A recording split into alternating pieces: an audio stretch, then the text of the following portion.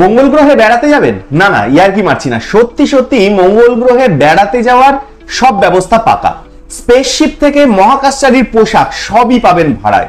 কোথায়, কিভাবে, সব বলবো। এই গুরুত্বপূর্ণ প্রতিবেদন শেষ অবধি দেখুন। আমি দীপেন্দু, দ্য নিউজ বাংলা লাইভে আপনাদের স্বাগত জানাই। রুক্ষ পাথুরে ও উঁচু টিলা, সেই সঙ্গে আছে রোভারের মতো দেখতে কিছু যান। দেখলে মনে হবে এ যেন ঠিক মঙ্গল গ্রহ। চীনের ইনার মঙ্গোলিয়ার এই স্থানগুলোর উপর ভিত্তি করে গড়ে তোলা হয়েছে নতুন এক পর্যটন কেন্দ্র, যেখানে বেড়াতে গেলে কারো বা পূরণ হবে মহাকাশচারী হওয়ার স্বপ্ন, আবার কেউ বা পাবেন ভিন গ্রহে ঘুরে বেড়ানোর স্বাদ। চীনের উত্তরাঞ্চলের কানসু ও ইনার মঙ্গোলিয়ায় জনপ্রিয় হয়ে উঠেছে এই মহাকাশ থিমের পর্যটন।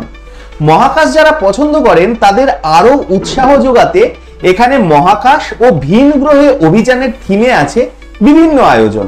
মহাকাশ অভিযানে অংশ নেওয়ার স্বপ্ন পূরণের অনন্য সুযোগও পাচ্ছেন অতিথিরা। গোবি মরুভূমির জন্য পরিচিত কানসুর ছিনছাং সিটি এটা, দেখতে যা প্রায় মঙ্গল গ্রহের মতোই। আর এখানে পর্যটকদের জন্য তৈরি করা হয়েছে মার্স সিমিউলেশন সার্ভাইভাল এক্সপিরিয়েন্স সেন্টার। এই কেন্দ্রে আছে নিয়ন্ত্রণ কেবিন, জৈবিক কেবিন এবং মেডিকেল কেবিন সহ মোট 9টা মডিউল। মডিউলগুলো মঙ্গল গ্রহে মহাকাশচারীদের জীবনযাপন এবং গবেষণার আবহে বানানো হয়েছে। একটা কেবিন থেকে আরেকটাতে যেতে দর্শনার্থীদের পাড়ি দিতে হবে এয়ারলক, আবার প্রধান কন্ট্রোল কেবিনের মধ্যে দিয়ে হেঁটে তারা দেখতে পাবে কি করে ভিন গ্রহে সবজি জন্মায়। মহাকাশচারীদের উচ্চ গতির ও ঘূর্ণনের প্রশিক্ষণটা কেমন হয় সেটা সম্পর্কে ধারণা মিলবে এখানে। এক দর্শনার্থী জানালেন এখানকার সেন্ট্রিফিউগাল ট্রেনিং সিমুলেশনটা বেশ কঠিন। এখন আমি কিছুটা বুঝতে পারছি যে মহাকাশচারীদের কতটা কঠিন প্রশিক্ষণের ভেতর দিয়ে যেতে হয়। শিশুদের জন্য এখানে ব্যবস্থা আছে। শিশুদের জন্য এখানে আছে আলাদা বিজ্ঞান ক্যাম্প।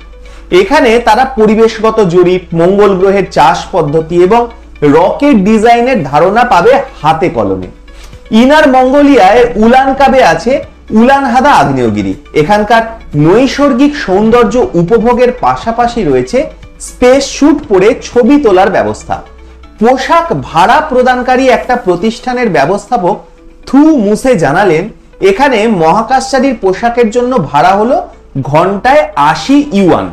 দিনে আমার আয় হয় প্রায় 8000 ইউয়ান।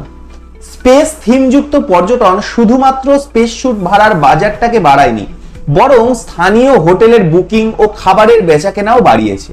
স্থানীয় এক গেস্ট হাউসের ব্যবস্থাপক ইন ফেংচিয়ানের মতে প্রতিদিন প্রায় 300 পর্যটকের জায়গা দিতে পারি। দিনে আয় হচ্ছে প্রায় 28,000 ইউয়ান।